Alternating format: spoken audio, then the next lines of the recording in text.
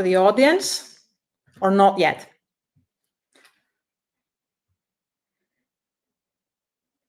It looks like we might be live already in the 30th second, in which case I think we just kick off, and worst case scenario, our participants miss the first few seconds. So we are live. Welcome everybody to today's session. It's a pleasure to be with you. My name is Dimitra Pantelli.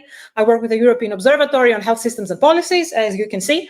And it is an honor to have a great group of speakers today with whom we will discuss and think about how to learn from the COVID-19 pandemic to enable digital health transformation moving forward. So thank you for joining us. And since you have joined us, I assume that you agree with us that digital health tools have a great potential to improve access to healthcare, access to quality healthcare. Digital health, indeed, even though there was wide recognition that it has this potential, was not implemented widely in many European health systems up to the pandemic. And the pandemic, let's say, provided the perfect wave to ensure that digital health tools became necessary. So we have seen quite a bit of an increase in the use of digital health tools. We'll hear a lot about that today.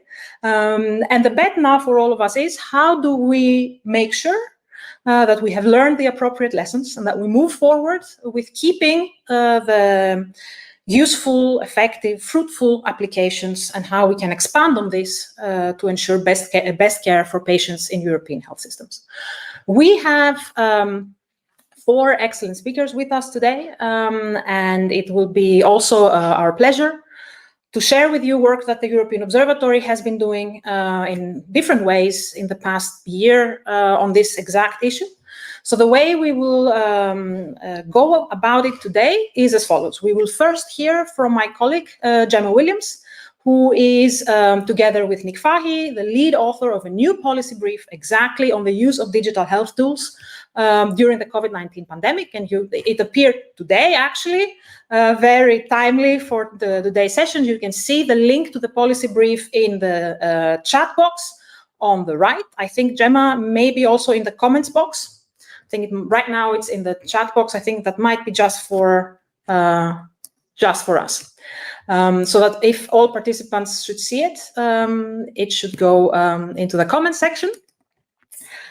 Perfect, thank you. So Gemma will talk to us about the policy brief and the main lessons that we learned.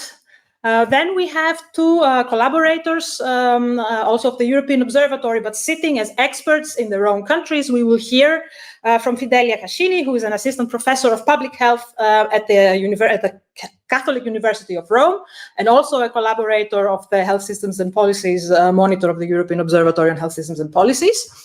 And we will also hear from Vesa Jormanainen from the Finnish Institute of Health and Welfare on experiences with digital health tools from Finland.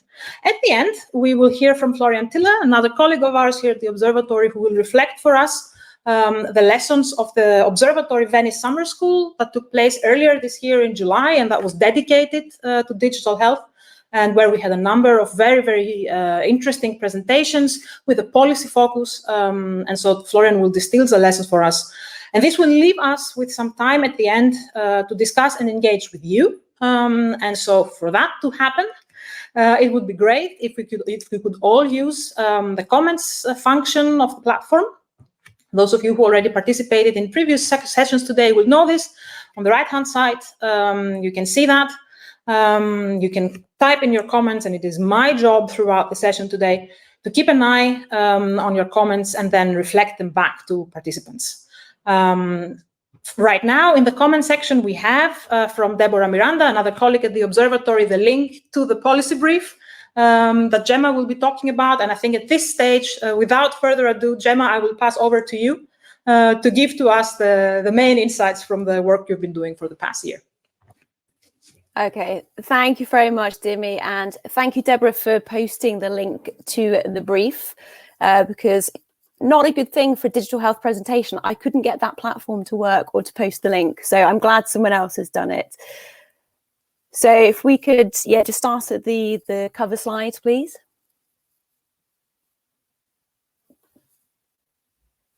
Okay, so I'll just start while we're sort of trying to find the first slide, but So as Dimi said, this brief is pretty much hot off the press, literally went live a couple of hours ago on the Observatory website. And we look at the use of digital health tools in Europe before, during and after the COVID-19 pandemic. And this brief, as Dimi said, was led by my colleague Nick Fahy at the University of Oxford. And we also worked with a wide range of colleagues from the Observatory's Health System Response Monitor Network. And if you, Frederica, if you could move on to the next slide, please. Here we can see the names of all the co-authors. However, any errors in this presentation today are they're entirely my own. So next slide, please. So I'll just first talk about what I'm going to discuss today. So I'm going to quickly start with some key definitions that we use in this brief, because while there are sort of many actors that work in the field of digital health, they all have slightly different terminology and different concepts of how they define digital health and related areas. So I'll then move on to consider some of the challenges to implementation that we've seen in Europe prior to the pandemic, because we'll see that while some progress has been made in terms of adopting digital health tools, it really remains an area with much unrealised potential. This is despite the fact that digital health technologies hold the potential to bring about major improvements in the efficiency, accessibility and quality of care. I'll then move on to look at how things have changed during the pandemic, when digital health tools went from being an opportunity to a necessity.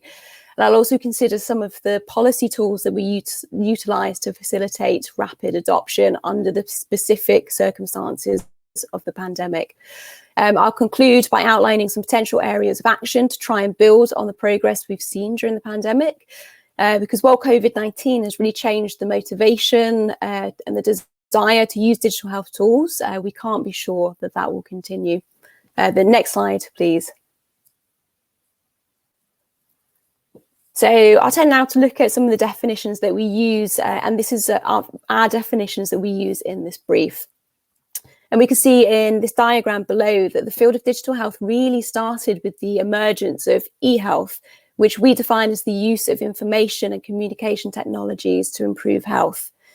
And you can see in the diagram a few examples of e-health technologies, but these are by no means all of them by any stretch of the imagination. So we have practical applications such as electronic health records, e-prescriptions, telehealth, which I'm sure many of you in the audience are used to using. And although not shown in the diagram, we have other areas such as electronic identifiers for patients and identifiers for other actors in the system. And initially, one of the big challenges with e-health was that people were tied to desktops. But since that time, technology has moved on hugely, and we now all have very powerful smartphones and other mobile devices such as iPads and smartwatches. And this has opened up the next progression in digital health, which is the emergence of mHealth. And mHealth makes use of these mobile technologies and apps to provide new services and to help empower individuals. So in particular, mHealth devices help the users to monitor and keep track of their own health, but it also enables health professionals to keep track of data on the move. So, and then more recently, the field of digital health has expanded again with an additional emphasis not only on the technologies, but also on the data that they create, share and use. And this has given rise to the availability of so-called big data, which is defined by its velocity, variety, and its volume. And along with the emergence of big data, we've seen the emergence of new tools to analyze this data, such as the use of artificial intelligence. So when I refer to digital health in this presentation, I'm really talking about an overarching term that encompasses all of these different elements. And for the purposes of the brief, we define digital health simply as the use of digital technologies to improve health. So next slide, please. So before I look at what happened during the pandemic, I'm just going to take a moment to sort of see where we were before the pandemic struck. Because health system actors have been working in this area for many, many years, and progress has been made, especially in terms of establishing frameworks for the use of digital health. So legal frameworks have been put into place, frameworks for physical infrastructure. We've seen strategies, frameworks for training and developing skills to use the technologies. However, in practice, implementation before the pandemic varied markedly between countries. So we see some, such as Estonia and Scandinavian countries, much further ahead than many other countries in terms of adoption. There's often gaps for certain clinical areas. So while it's been well used for diabetes, it's perhaps less well used for other clinical areas. So overall, digital health really remains an area of much potential that has not yet been fully realized. And so this obviously leads us into the key question of why is this the case? And to help us answer this in the brief, we've taken this table here, which is from a systematic overview of systematic reviews by Ross and colleagues. And these look at the different factors that have affected implementation of e-health. And you can see here that there are a huge number of barriers and facilitators to implementing digital health. And the areas that they group them around also correspond to different areas from the consolidated framework for implementation, which you can see on the right, which are the circles, and that's by Dan Schroeder and colleagues. And so in these frameworks, you start with the innermost circle, which is the tool that you want to implement. And here you have issues such as, is it user-friendly? Does it fit the local context, etc.? Then we go up to the individuals who are going to use the tool. So the health workers, managers, patients. And it raises issues such as, do they have the right skills to use the technology? Do they have any concerns in this area, such as over liability, patient privacy, etc.? Then you have the inner setting, and this is the organizational setting. So it might be the hospital or the GP practice where we're trying to adopt the tool. And here, do we have the right leadership, etc., to facilitate adoption of the digital health technology? And finally, we have the outer setting, and this is the overall wider system context. So it encompasses national and regional policies, financing mechanisms, etc. And sort of the one real key thing to take away from these different frameworks, that although we're tempted to focus on the digital tool itself and how it works technically when it comes to adoption, most of the factors affecting implementation are actually not technical in nature. It's more about engendering a wider system, personal or organizational changes, and putting in place the process of support and engagement for adoption. So next slide, please. And so in our policy brief, we've built on these different frameworks to try and group some of the policy mechanisms that can be used to try and influence implementation. So we've divided them into the 4 quadrants that you can see on this slide. So we have regulation, and this sort of encompasses legal frameworks for the use of digital health tools or the licensing of digital health tools and applications. We then have the financial dimension, and this encompasses not only having the funding to implement digital health tools, it's also about having the right payment mechanisms in place to incentivize uptake. So, for instance, are remote consultations paid at the same rate as face-to-face consultations? Then in the quality dimension, this really focuses on quality improvement. So how can you help improve the training and skills needed to use the tools? Or otherwise, how do you put in benchmarking or standards that might be needed so we can ensure digital health is used well, how it's used for the right patients and under the right conditions, and how it's used, and is it better than other options? And finally, we have the technical dimension. This is things such as standards for ensuring interoperability, and it sounds simple, but it's just about different applications being able to talk to each other. But in practice, it's very difficult because you need the people to enter data in the same way, for example, so that it can be transferred across systems and across organizations smoothly. And the technical area also covers infrastructure and the different platforms needed for implementation. So, and perhaps before moving on, it's worth flagging up sort of a really key area in digital health, which is the aspect of inequalities in access to digital technologies. This might be people who live in sort of rural areas or other locations that don't have good internet connection. It might be people that can't afford smartphones or other applications. It's often sort of thought about as being older people who don't have the digital health skills of younger people, although of course that's not always the case, but it is something to be considered. So we really need to be mindful in this area that the ability to access digital technologies is perhaps already becoming, or already is, another social determinant of health. So next slide, please. Okay, so now we get on to how digital health tools have been used specifically during the COVID-19 pandemic. And we've grouped them. So basically all the data we have here is pretty much taken from the Health System Response Monitor of the European Observatory, European Commission and WHO Europe. And there's a link at the bottom of the slide. So we've mapped sort of the uses into 4 groups. And the first is communication and information. So for instance, governments, administrations and other actors have had to make use of websites and apps to communicate really rapidly changing information to the public as quickly as possible. But on the flip side, they've also had to tackle misinformation around the pandemic. This has been done through chatbots, use of social media, tracking social media messages and engaging with social media companies. In the second area, we've also seen really innovative uses of digital health tools for monitoring and surveillance, and also expansions of existing monitoring and surveillance tools. And I think sort of one thing to flag is that we've really seen a huge increase in the speed and volume of data produced and the types of newer data sources that we're seeing and that are being tapped into for monitoring and surveillance. So, for example, genomic surveillance in many countries has come of age and is being used to identify and track new variants. Social media data is being tracked for risks, to monitor risks and symptoms in certain areas or certain populations. Or mobility data is being used to track transport use to see how effective lockdowns have been. And last area within monitoring and surveillance, which you're probably all well aware of, is the use of apps.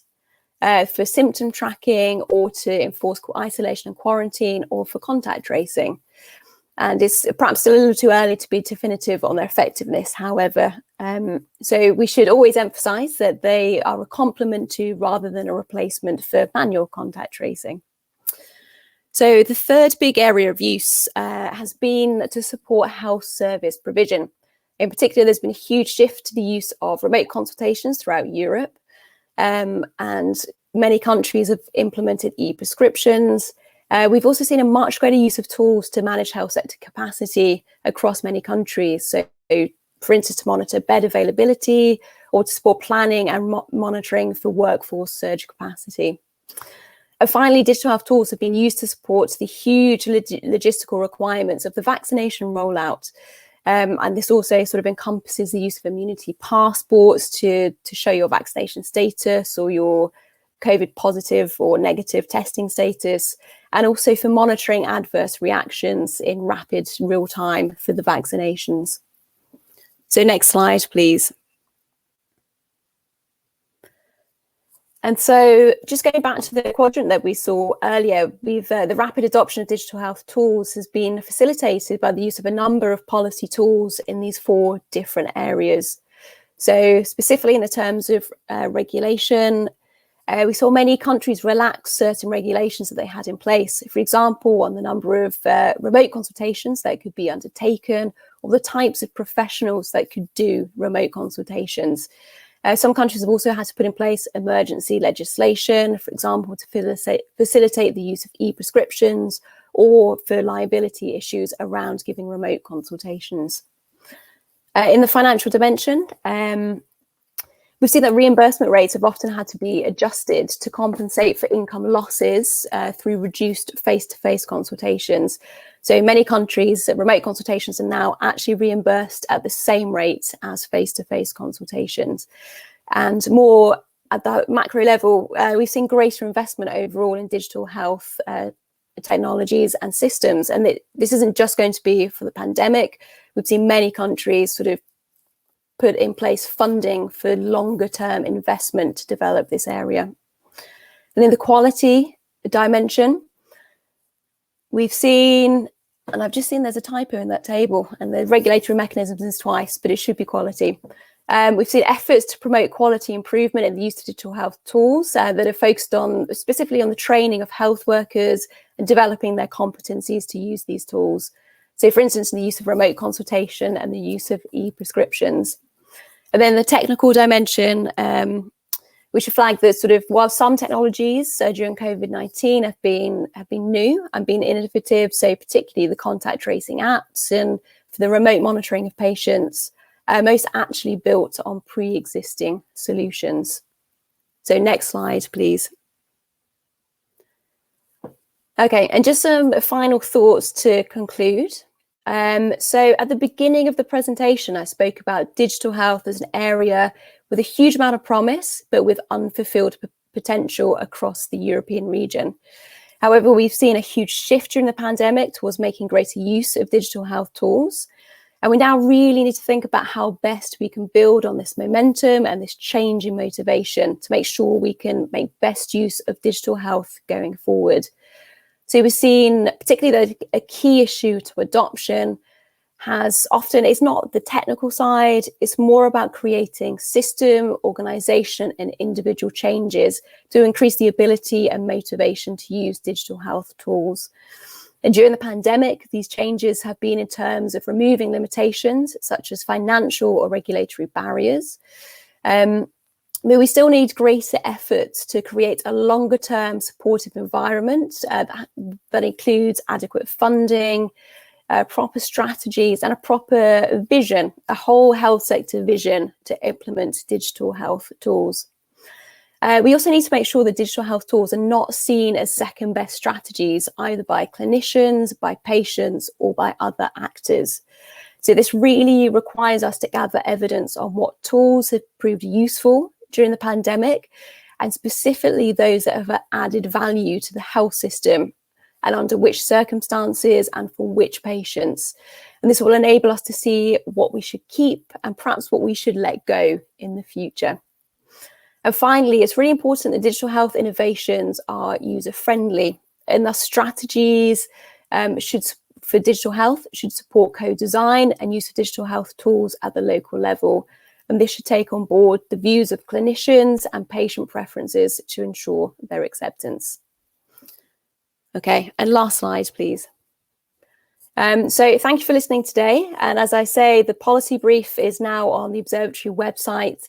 Please go away and read it. So we have much more country examples, much more sort of examples of how it's been used during the pandemic. So I hope you go away and enjoy reading. Thank you very much. An excellent overview and excellent timekeeping. I think you gave us the 15-minute overview and gist of the policy brief and of all this great amount of work that has gone into this area in the past year plus. I think just to say I sympathize that they say there is no better way to find the typo in your work than to send it to press and then open it on a random page. And so I think if you only found one typo on the table, that's excellent, an excellent score. One more thing before we move, I think Gemma very aptly gave us the overall picture of what has been going on, but then we will move into country examples with Fidelia and Vesa. One thing to pick up from what Gemma mentioned is the COVID-19 Health System Response Monitor of the European Observatory on Health Systems and Policies, and perhaps for colleagues who are in the chat from the Observatory, we can also post the link to the monitor. This is an initiative that started with the Observatory in March 2020 already, and we monitor, as the name says, the different types of measures that more than 50 countries in the European region are using to address the pandemic. So digital health, but not only. So if you're interested in this area, you can also check out that connection. Gemma very, very well illustrated the conceptual avenues along which digital health tools were increasingly used and what the main enablers were. But I think the best way to understand this better is to look at actual examples from the ground. So we're very lucky to have with us today two colleagues who will help us do that. First, we go to Italy and to Fidelia Caschini. over to you to tell us what you observed in the Italian context when it comes to the use of digital health tools during the pandemic and what the takeaways should be for us. Thank you, Fidelia. Over to you. Thank you, Dimi. Good morning, everybody. Please, the first slide. We are going to share our experience from Italy. Next one, please. Okay, so how can we quantify the acceleration of healthcare digital transformation due to the pandemic in Italy? The first overview that I can give you is the increase in the electronic health records availability. Now more than 57 million of people in Italy have their own electronic health record, which is available in 21 regions. And we reached more than 50% in 1 year and a half. So after the beginning of the pandemic.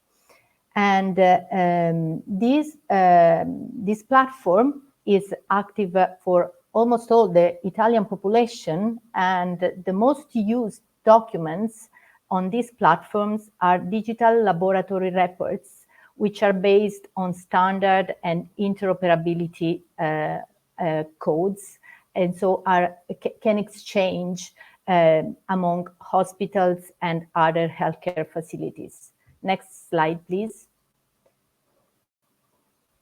However, how is the situation if we look at people using these tools, these digital tools? Because we have infrastructures in all the Italian regions, but what is the attitude of people in using these tools?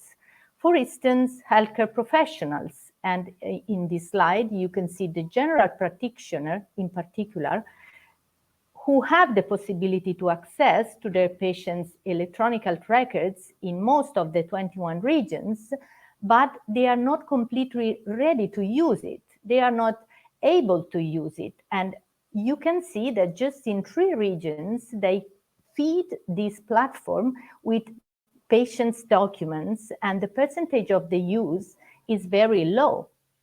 Next slide, please. It is not the same, but the situation is not completely developed. Also, if we look at public healthcare organizations, because healthcare organizations having access to electronic health records, because, for instance, when during the patient hospital stay, doctors can upload documents of patients on these platforms, and there is the possibility to do it. But healthcare operators working inside hospitals, they are not completely able to use it, or they are not, they don't want to use it as they can. Next slide, please. And it is the same if we look at citizens, people in general. All the regions, almost all the regions have electronic health records that are accessible for people, but regions where people are using actively electronic health records are just a few numbers. Next slide, please. What we have noticed, however, is that people increased the digital tools use about healthcare services. Before the COVID-19 pandemic in Italy, just a little part of the population used digital tools for download of clinical documents, for online booking of healthcare services, or online payments of healthcare services. After the pandemic, lots of people are now using digital tools for downloading clinical documents and to book healthcare services and to pay healthcare services. So there was an improvement and an increase in the use of digital tools for other kind of services to access to healthcare services in a better way. Next slide, please. What about telemedicine? Telemedicine was promoted by the government to strengthen the healthcare system response. The Ministry of Technological Innovation with the Ministry of Health created a task force to select the best apps for COVID-19 monitoring and surveillance during the pandemic. And also the National Institute of Health established operating models and guidelines for telehealth solutions and services. And we noticed a rise in the telemedicine use comparing before COVID-19 pandemic with the current situation. We can notice that the teleconsultation had a great increase. And also, if we consider the teleconsultation for specialists and also televisits and telemonitoring in particular during the pandemic. So the pandemic has given an enormous boost to the spread of digital health tools such as telemedicine, offering the opportunity to maintain active communication with chronic at-risk patients without exposing them to additional risks. Next slide, please. Another kind of improvement we've noticed is about the electronic prescriptions. Even in this case, the government promoted with decrees and ordinances the extension in the use of electronic prescription, also removing the paper reminder that was used before. And we had an extension of dematerialization of prescriptions and treatment plans. So this was an innovation accepted from people, and it is extremely used on all the nation because it is easy to use. Prescriptions are now available via email, WhatsApp, phone messages, and people are happy to do it. Next slide, please. What about the artificial intelligence application for healthcare? We had also an increase in the use of artificial intelligence applications. And the goal of Italian government is to use artificial intelligence technologies to improve healthcare services provision. However, we have a problem concerning national guidelines to guarantee the clinical effectiveness and safety evaluations in the use of these artificial intelligence applications. So currently, the Italian National Institute of Health is waiting for results on a survey launched to involve healthcare facilities to evaluate the state of the art on the applications and uses of artificial intelligence technologies in clinical settings at the national level. This is to have an idea, a complete idea of what is the implementation in the real situation, in the real clinical settings, and how to manage this. Because on one side, we have an explosion in the digital health market and in digital health solutions for clinical applications. On the other side, we have noticed that there are not enough regulations on this, and also guidelines and references to evaluate the applications of these artificial intelligence applications in clinical practice. And this is an important point, also considering the safety, security, and ethical aspect concerning patients. Next slide, please. Okay, the most important applications in clinical practice of the artificial intelligence tools is about chest imaging. In Italy, we have different projects that are research projects indeed, to evaluate how are the outcomes, or how are the possible application of artificial intelligence technologies concerning radiology and imaging. So the most important databases are two.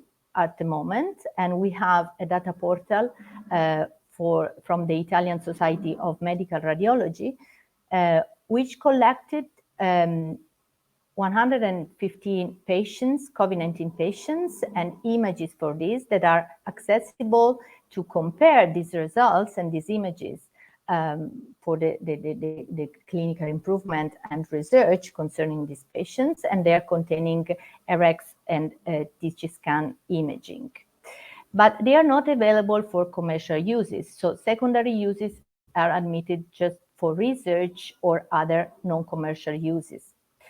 And we have also another COVID-19 database, imaging database, which is larger, 823 patients. And this is based on a multi-center observational retrospective no-profit study to develop AI-based algorithm for the prediction of COVID-19 outcomes. So also this database is available for clinicians that wants to improve and wants to compare and wants to study what is the situations of imaging and the improvement of research in this setting and in COVID-19 cases. And this is for now the situation, a brief overview of what is the situation in Italy. Thank you. Next slide is the last.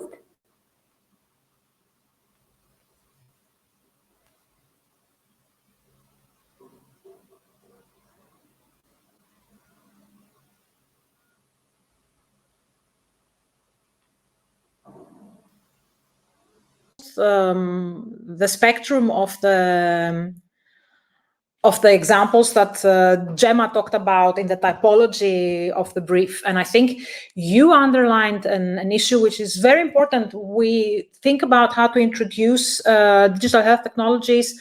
There is a link to evaluation with that. Of course, we want only technologies that work well. And we have health technology assessment as an established method of evaluating new health technologies. However, digital health technologies, and particularly those that have artificial intelligence components, might merit methodologically a different approach or a slightly more an adapted approach, let's say. So I think this is something where currently there is a lot to work on. And I think maybe we return to this point later in the discussion, also to think about the potential of collaboration in Europe in this area. Not because you discussed the Italian initiative with the survey, but it wouldn't be different, or it isn't different in other European countries. So let's keep that. It's very important that you brought it up. So thank you for that as well. I think there are no questions or comments in the comment section yet, which is means that the presentations are very clear, but also means that we still want to hear from our participants and what they think. I don't see any clarification questions, so I think we just move ahead with presentations. But please do not hesitate to actually actively participate by joining us in the comment section. And also from my perspective, I don't see any comments in the comment section. If our colleagues from the conference do, and that means I cannot see them, please let me know so that I don't omit something. From the south of Europe to the north of Europe, we go to Finland. And to you, Vesa, to talk to us about your experience with some digital health applications in the Finnish context. Without further ado, over to you. Thank you very much for joining us today. Thank you very much for making the presentation possible. I'll cover a little bit in the beginning when it comes to the electronic health records or patient accessible electronic health records, what we have in Finland. Finland is very much in the pole position, being in the European Commission DESI measurements for 2 years, one after another. I think this year's results are not yet published. We run here in Finland a national, rather comprehensive system where interoperability has been one of the building grounds from the beginning of the legislation that became in the effect 2007. We have, for example, all the public healthcare units connected to the centralized Kanta services, as we call it. 99% of the private service providers are connected, and they utilize the services. All the community pharmacies are connected to the system, so it's very comprehensive, and the coverage is almost, how would I say, total. We also have one web-based system, what we call MyKanta nowadays, a site where you have to authenticate yourself by using a strong authentication system like banking codes. Last year, of the 18-year-olds or older, 60% of the population in Finland accessed their data via this MyKanta webpage. So it's a good benchmark for every other nation to look at their systems. But my talk is about the Oma-olo COVID-19 symptom self-assessment medical device that is CE marked. And if you show the slide, I have only one. So there's a canvas here starting from the left-hand side and running time-wise to the 12th of September this year. We thought that we need a device that on evidence-based system can be filled in a website. This is not app, this is website based, so that the population can self-assess their symptoms when it comes to the COVID-19. And we made it in a very haste pace, so that when the government of Finland and the Prime Minister asked about the issue, it was possible to produce just only in 6 days development time. The state of Finland, or the Republic of Finland, went to the emergency state the 16th of March last year, and that was also the time of launching this web-based system. And as you see, the daily numbers, what I have here, are running from the 16th of March last year to almost the up-to-date, where we have this Congress or meeting ongoing. The numbers or the colors here are the number of questionnaires is the highest polls usually, and they are remarked with the red color. Out of those questionnaires, what we have filled in, the symptomatic ones are marked with a bluish color. And out of those, that the system works that behind there's an algorithm that is also evidence-based, and it has been updated along the way. But basically it makes 17 to 21 recommendation based on the personal profile people have filled in to the questionnaires. I have picked here the most severe type of recommendation, which is that you should be referred or seek access to healthcare emergency service. And as you see, and you can't calculate out of the whole mass, something like 80% of the questionnaires are from the symptomatic persons, and out of the filled-in questionnaires, something like 15% is the proportion that is referred to healthcare emergency service. As we all know, the symptoms of COVID-19 are not very specific, and that's also the case when you look at this 3 million numbered medical device or questionnaire set of data. However, we can monitor the pace how population directly utilizes and uses the opportunity free of charge, of course, to do the self-assessment by using the medical device, which is actually CE marked. This is very much the picture also when it comes to laboratory confirmed cases of COVID-19. So they go hand in hand. Usually show that this population-based observation series is ahead, a little bit ahead of the laboratory-based case findings in time. So this was very quickly put into working, and we have been very delighted about the data already in the beginning, and these data flow also daily to a dashboard that is maintained by the Finnish Institute of Health and Welfare, THL, and it is available for everybody to look closer about the municipality or regional type of issues along with the COVID-19 other dashboards.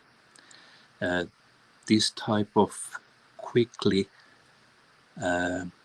developed systems is possible because in Finland we have the infrastructure to do so, and we also, in this case especially, we had the capacity, knowledge technologically and medically and so forth in place. So that is the reason why it was developed only within a week when asked. This is for sure the kind of concept that is here to stay, and it can be launched for other types of phenomena that look like the similar thing, or for chronic phenomena that we have to follow. Thank you.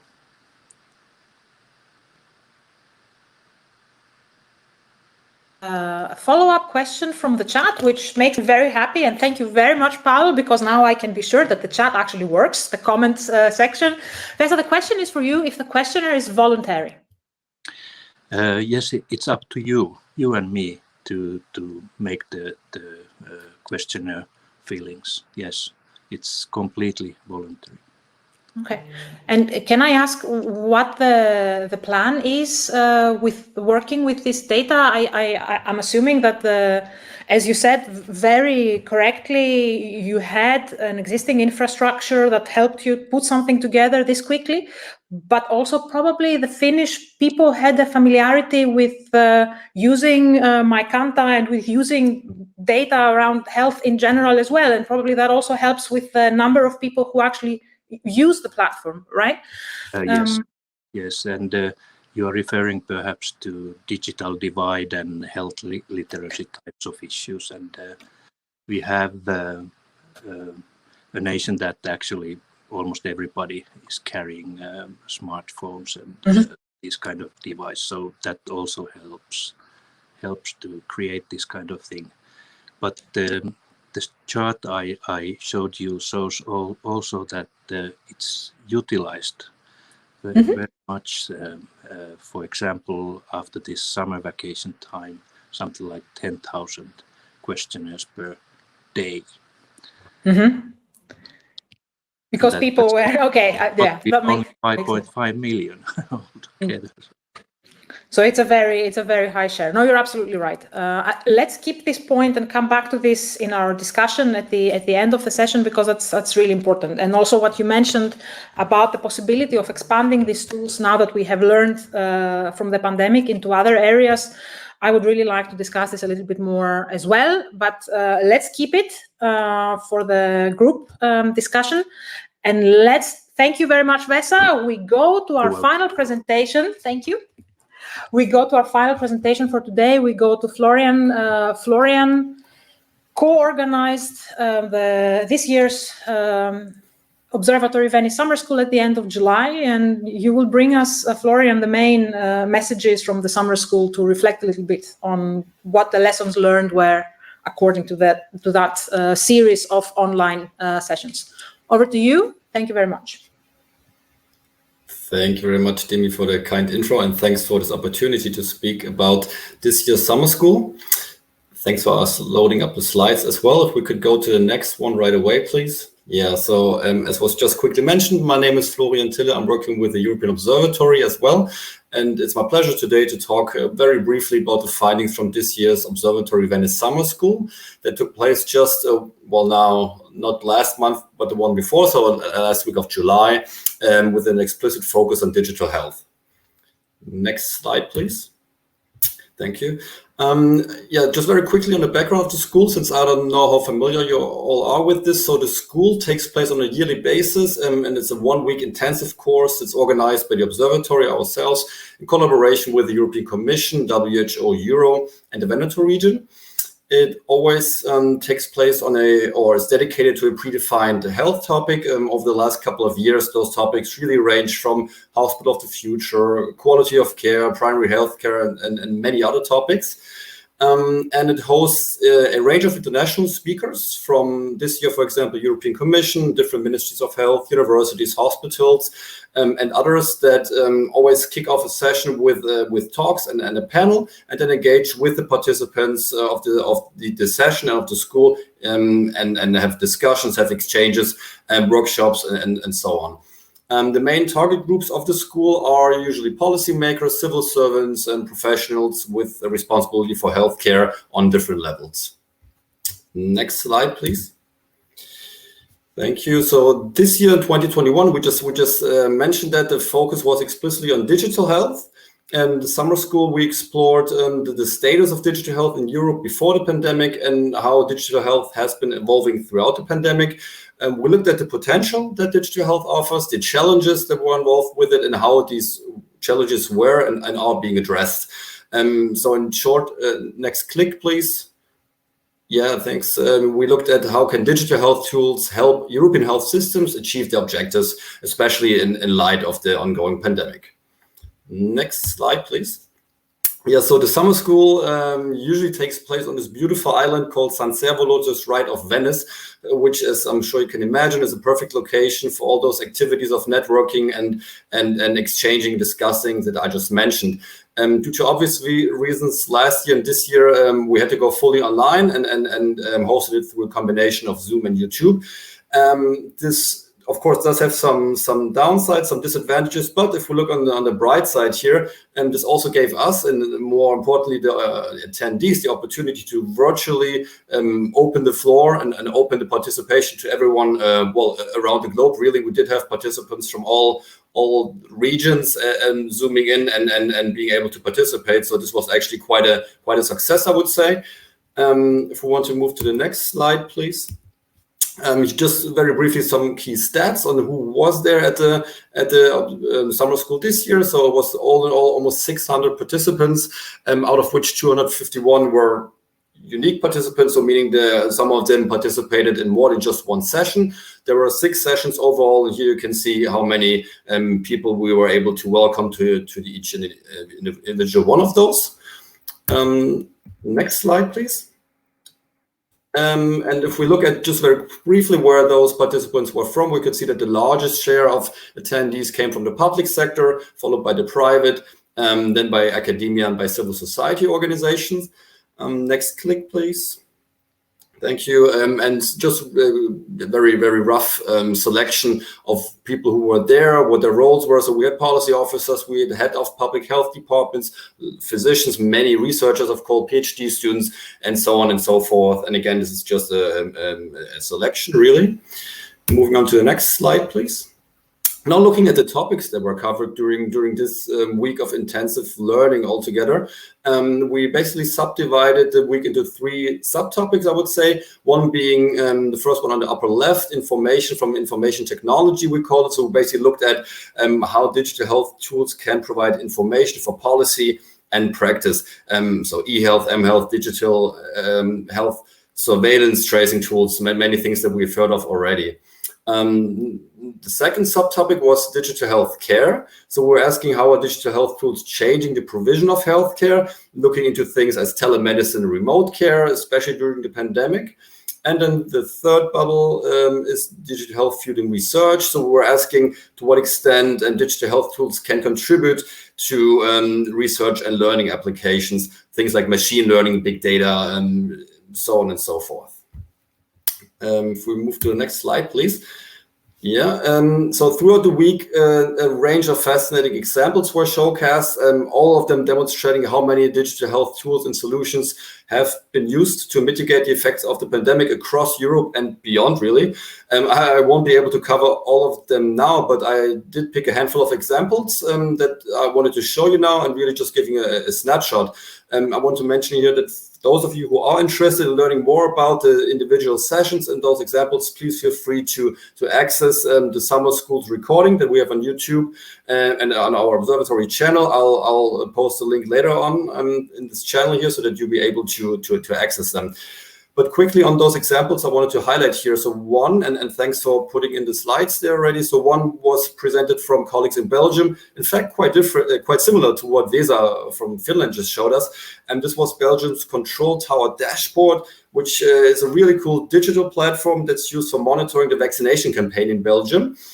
Also, well, first of its kind development. Also developed to offer policymakers a single source of valid and reliable data on the COVID-19 vaccination campaign in Belgium. A second example was presented by Björn Weiss from Charité University of Medicine in Berlin, and he spoke on the ERIC project there. ERIC stands for Enhanced Recovery After Intensive Care, and this is basically a pre-pandemic ICU teleconsultation that saw nationwide rollout during COVID-19. And what it does is that it gives experts, so the physicians from Charité University, the opportunity to communicate via telemedicine devices, concretely via robots with other facilities over long distance. So to be able to prepare or to provide intensive care for COVID patients, but also, of course, if we transfer this to non-COVID patients over a large distance without being physically there, and with some quite impressive preliminary results. If we want to click, please, and this is really just a small selection here again.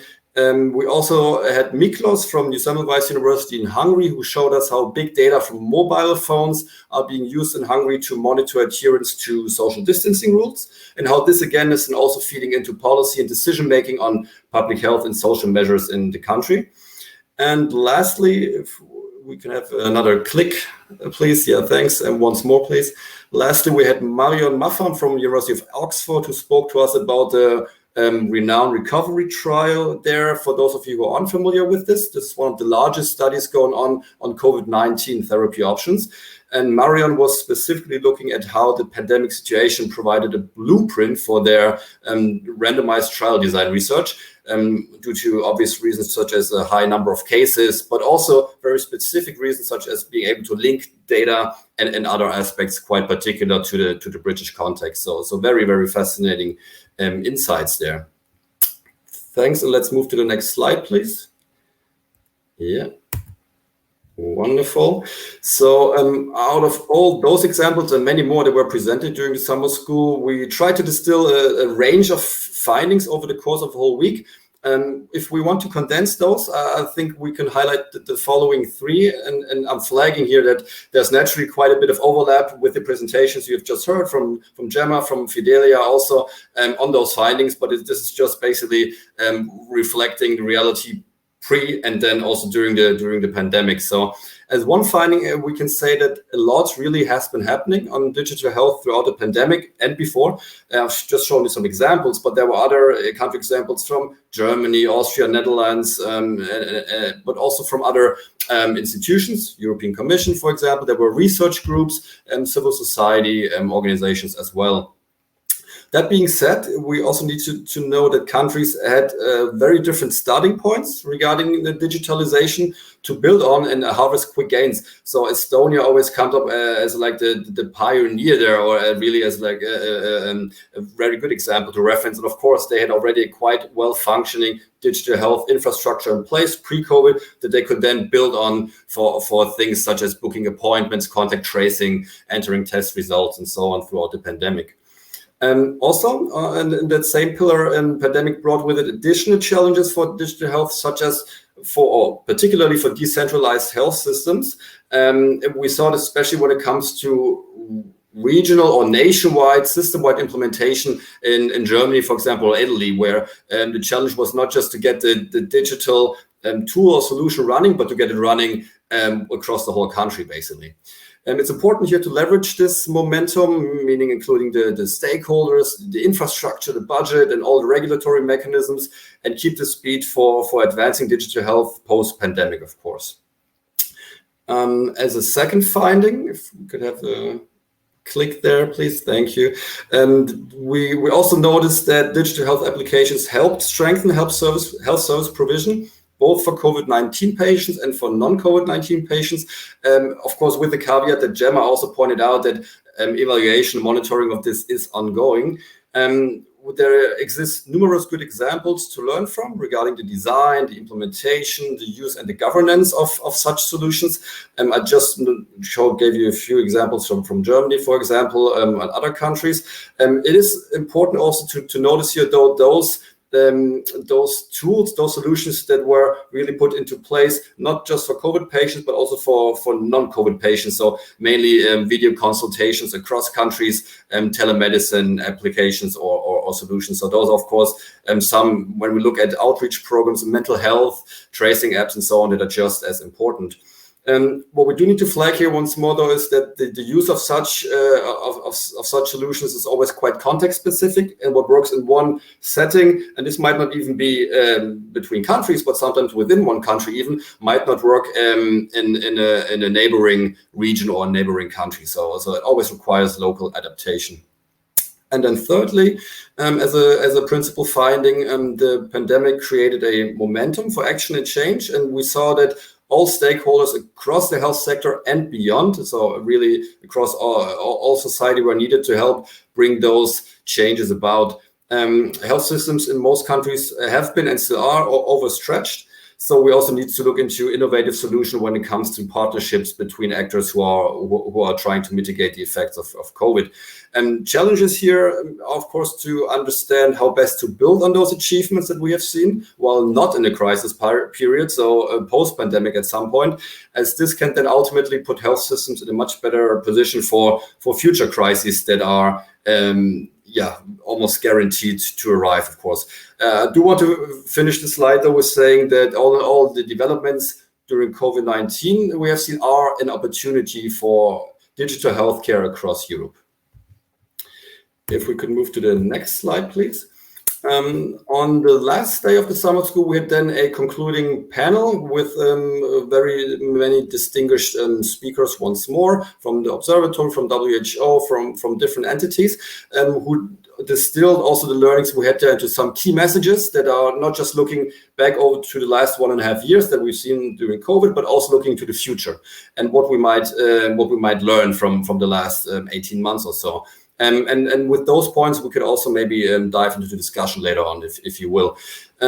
One of the key lessons learned definitely is that while developing the necessary technology, so that the IT is of course important for implementing digital health solutions, that is by no means sufficient. It's after all still the people who are key for any kind of digital health transformation, which we sometimes tend to forget along the way. So only because we do have a theoretical, technical device or solution or tool, this doesn't necessarily mean that it gets used or that it's even efficient and beneficial to patient care after all. This does entail that digital solutions are developed with the end users in mind and also throughout the development stages, really. We just heard about things like digital health literacy and data safety. Data is also the second point I wanted to touch on. So when it comes to data and privacy, patients and citizens are, in many examples, to a large extent ready to share their data as long as they understand why these are needed and what will be done with them. And there are loads of data being collected, being stored, being analyzed in many countries. What is critical, though, is that those data are of good quality per se, that those that are being collected are being linked with each other, and that they are shared with the practitioners and researchers as well, while maintaining data safety always is a top priority. And of course, very much important to ensure patients or citizens have always throughout the process the agency of deciding what is being done with those data, so opt-in or opt-out. As a third learning, public-private partnerships, as I just elaborated or alluded to, can be an essential element of digital health. We have seen throughout the course of the pandemic really that private partners needed to be involved at many stages. At the same time, patients and citizens are often less willing to trust private actors, especially when it comes to the use of data. So the question really to explore, and very keen to hear your thoughts on this as well, is how can we find a way of building public-private partnerships that respect values and the public will trust them eventually. And I'm also going to share a link to a new publication that also just got released yesterday on this very same question, public-private partnerships during the pandemic, that we looked into. And lastly, please bear with me here. We can say that while digital health solutions might help the health system to expand its reach and improve access to quality services, so telemedicine services in remote locations, peer-to-peer solutions for ICU care, as we've seen, they can also introduce inequalities because not all citizens, patients, or providers are likely to use them. And we've just heard some thoughts on this in previous presentations here as well. So it will always remain fundamental to evaluate them and to produce solid evidence on whether they are working, how they're working, or what downsides they might have. Okay, then we can move to or have another click, please. So for all of this that I just mentioned, for all those lessons, what definitely holds is that leadership and political commitment are pivotal elements in all of those. Really to be able to design and to sustain a regulatory framework in place that enables change and ensures the development of learning health systems. So to basically have this as an ongoing, always learning process and nothing that will be in any case ever come to a finish line or so, but it's really an evolving process throughout. Okay, then I'm wrapping up here. As I mentioned at the beginning, those were the outcomes of this year's school in essence, really. Please do feel free to access our website and the YouTube channel if you really are interested in learning more from that school and maybe diving a bit deeper. There's also the publication I just mentioned linked here as well. And if we could go to the last slide, please. This year's summer school, as I said, offered the opportunity to learn about the challenges of digital health and to look into the future as well as we can do this. And building on this, next year's summer school will look more widely at the challenges of innovation and implementation, which does include, of course, digital health, but not only. We will look at everything from biomedical innovation to the implementation of new care models. May they contain digital elements or not? It might be back on the island that I showed you earlier. We'll have to see. We'll keep you tuned. And if you do want to dive deeper into this and think about participating, maybe check out our websites and our various pages, and then you always have the latest news. Okay, thank you very much for your attention. I'm happy to hand over back to Dimi and to, of course, engage in any kind of discussion and answer any questions if there are any. Thank you. Thank you, Florian, and thank you for taking on the impossible task of summarizing an entire week of input into 10 to 15 minutes. All right, so I think there are a couple of contributions in the comment section. Unfortunately, they are all coming now when we have 5 minutes until the end of our allotted slot here at the conference. I will try. We have a couple of points that we can just say. For example, the last one that I see now, implementation science methodology for digital health. I can direct you to the policy brief that Gemma mentioned, because there already you have conceptual frameworks that you can lean on. So for those of you who are asking for guidance, I can only recommend that you consult the policy brief. It is not very long, even though it is comprehensive. So that would be my first stop if I were you. And then we have a couple of issues that I will just flag, and then I will come back to each of you for a couple of reflections on those issues before we close the session, because, as I said, unfortunately, we have only 5 minutes left. But we learned so much from all the presentations that I think that is okay. And you all kindly shared also your contact. So I think the participants who want to reach out can do that. One of the issues that I see in the chat has to do with, I think, based on Vessa's presentation, but it links very well to also what Fidelia was talking about, is this idea of digital health applications linking different stakeholders within the system. So the question, I think, Vessa, based on your presentation, was where is the link of what you showed us to the shared decision-making between those who might have COVID and their healthcare providers? At the same time, if I think about the EHR uptake, as Fidelia showed it to us in Italy, it is clear that not all regions have the same uptake. So maybe, the using applications that are based on EHRs for underpinning communication between patients and providers might be more tricky in some cases than in others. And also the other issue that we touched upon within presentations, but not overall clearly due to time reasons, is this issue of data.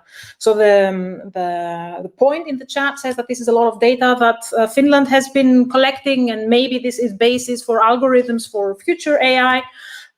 So I think the final point that I would like to give to each of you is this idea of moving forward out of the pandemic, how these digital health tools can help bring patients closer to healthcare providers, in that sense, based on your different experiences.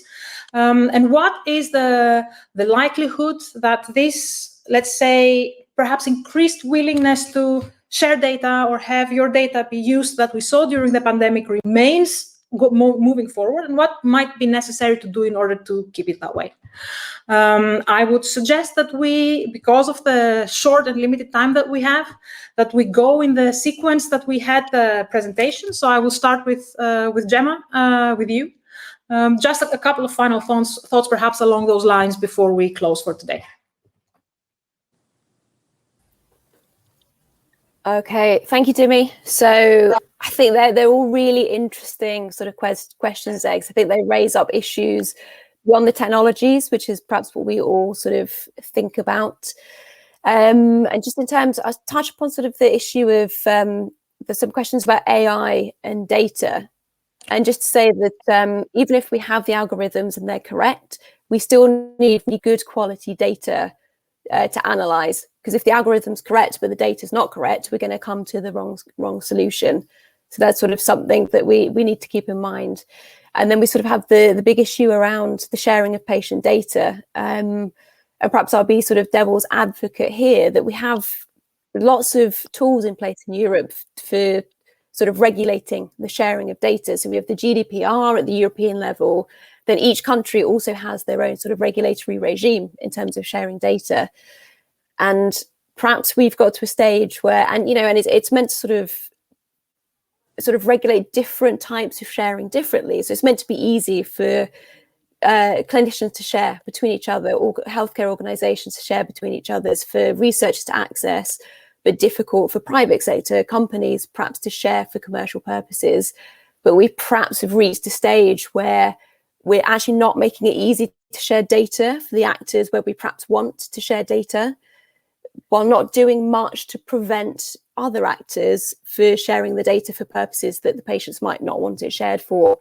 So I think that's sort of an area that really needs to be looked at going forward, is sort of how do we put the right incentives and disincentives in place for sharing data that work in sort of appropriate ways. Because I think as a patient, I always get asked all the time, do you want to share your data? And I don't want to keep answering these questions. I want sort of the people I want to use it without coming back to me. So that's just what I'll say. Thank you, Gemma. I think this reflects also quite closely what we were hearing during the summer school back in July, and I think we have to bear in mind not necessarily everyone will have the same opinion, and not necessarily the prevailing paradigm in one country will be the same as the prevailing paradigm in another country. But let's bear that in mind. Not everything that works in one setting works in another setting. Fidelia, I come to you with your final message for the outlook for the session. Yes, I think that a most important aspect is the digital health literacy to facilitate the convergence of points of views from different situations concerning patients, citizens, policymakers, and healthcare organizations. So people need to know more and better what is digital health and how it can be used. And this is the first point that I can notice, especially here in Italy, but not only, because I participate regularly to tables of member states for the Ministry of Health. We are working for joint actions to create the digital health data space and to converge on regulations, data quality standards, and other aspects. But it's very difficult to merge different point of views and what is a digital health in specific aspects and how it can be used also for secondary uses, not only for clinical practice, but it's important to clarify what we think about it. So these are the main aspects I think we to focus to improve the digital health applications. Thank you, Fidelia. I think the secondary data use question or issue also links well with what you were talking about, Wes, and what our participants are interested in the comments section. So maybe over to you and your thoughts on this. Yes, early on in Finland, we have put the customer or the patient in healthcare in the driver's seat. So all these issues we have brought up are working for the patient or the customer nowadays. We rely on a centralized approach because that's enough for us. We are 5.5 million. We also have in place legislation when it comes to the secondary use of healthcare or social welfare data. We have one permanent permit authority, what we call FinData, that actually has the processes and legal power and mandate to give access to the private data, which actually is health and social welfare very full of. We have all this in place already.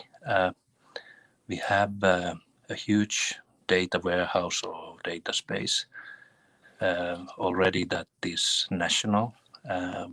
We have or the professionals have access to the total of the patient's data, but it's up to the patient or the customer to decide.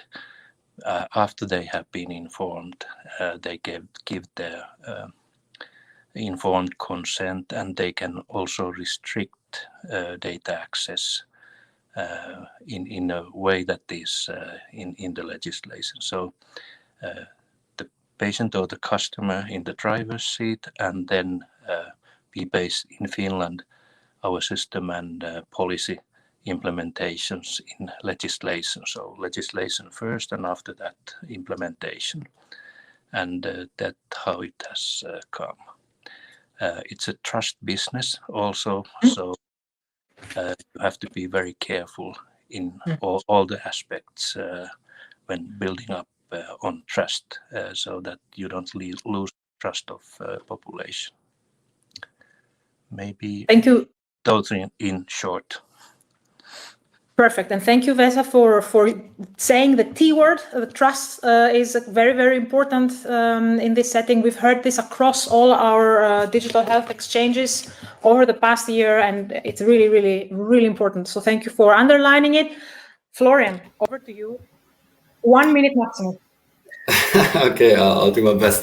Thanks, Dimi, and thanks for all the other good questions as well. So I'll try to be quick here, not repeat many of the good things that my predecessors have already said. So I really think that one thing that would help us make a gigantic step forward in this question on data privacy, security, on what's being used, is to communicate clearly the actual use, the individual use that data storage, work with the data, use of the data between different healthcare entities, between different providers can have for the individual patient. And I fully agree with that. It might look a little bit intimidating when every individual patient knows how many data is stored with how many different agencies or organizations or on how many different platforms or clouds or whatever. But if we were able to boil it down onto what are the concrete advantages for this individual patient, especially along a often disintegrated long care or care of path, I think we would do ourselves and the patient, everyone involved, the providers, a huge favor. This is, of course, not an easy task whatsoever, and many smart people are trying to do this, but I think it would be one that would help actually distill and really demonstrate the net benefit of data usage with digital tools. And that being said, as a last thought here from my end as well, this doesn't only hold true for the actual provision of care, but if we look into research, for example, research with those huge amounts of data available, and this is just the very same principle there. And Marion from Oxford has done, I think it was her, has given a very good smart comment during our summer school. She said, well, it's not only about communicating why we need data and what can be done with it. It's also about communicating what would happen if we're not able to use this data. So why is it sometimes not just an option, but almost an obligation to use the data that's available on an epidemiological, on a system-wide perspective to actually provide for better care, for better outcomes for everyone. So I think there's still a lot of potential, a lot of things where it's on all of us to tackle and make the issue more clear. Thank you very much, Florian. And now at the very end, there's also interesting exchanges going on in the comment section. We won't have time to go into them. I think rest assured that we are taking them with us. There will be a lot of work still at the Observatory on Digital Health in the months and probably years going forward. At least for the European Union, the majority of member states are focusing on digital health for their recovery and resilience plans for the next few years. So there will be a lot going on. And I think points that we saw in the comments, like the global divide and linking together different levels within the healthcare system, is something that we take away from today. We will keep working on this, and we will see you hopefully again at the conference next year and be able to report on new items. At this point, let me thank very much our speakers for their excellent insights and their time, and also our participants for being here, for learning with us, and for commenting. Have a nice afternoon. See you all next year. Goodbye. Thank you. Goodbye.